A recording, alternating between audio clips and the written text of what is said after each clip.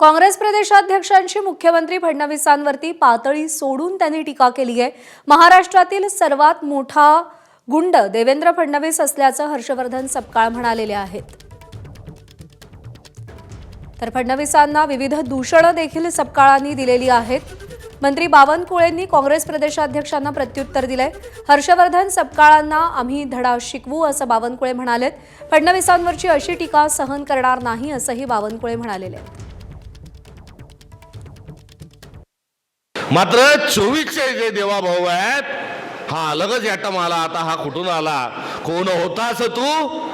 काय झालास तू? अरे वेड्या कसा वाया गेलास तू? करेक्ट कार्यक्रम कसा कोणाचा करायचा असा जर एक मास्टर माइंड कोणी जर असेल, असा जर आका कोणी असेल आणि महाराष्ट्रातला सर्वात मोठा जर गुंड कोणी असेल तर देवेंद्र फडणवीस यांचं नाव हे आज घ्यावं लागेल।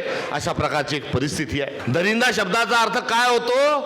क्रूर, उलट्या काळजाचा हा ज्याच्या संदर्भात उल्लेख होतो त्याला दरिंदा म्हणतात। माझं चुकलं का हो त्यांना दरिंदा म्हटलं तर?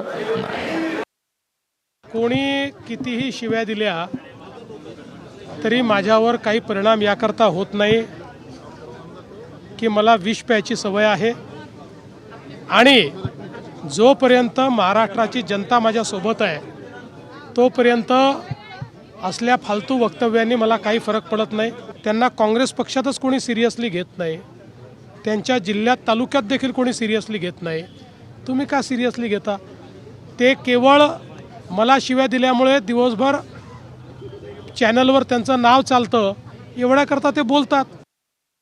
आपलं अध्यक्षपद टिकवण्याकरता देवेंद्र फडणवीसजीवर खालच्या प्रकारच्या टीका टिप्पणी करून राहुल गांधी समोर मिरेट मिळवण्याचा प्रयत्न हर्षवर्धन सपकाळ करतायत। खालच्या प्रकारची टीका ही भारतीय जनता पार्टी सहन करणार नाही। हर्षवर्धन सपकाळला आम्ही धडा शिकवू।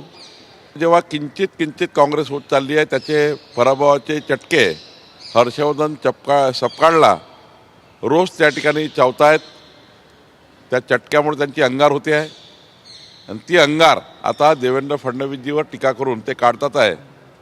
यानंतर मात्र भारतीय जनता पार्टी हर्षवर्धन सपकाळचे स्टेटमेंट सहन करणार नाही। एबीपी माझा, उघडा डोळे बघा नीट।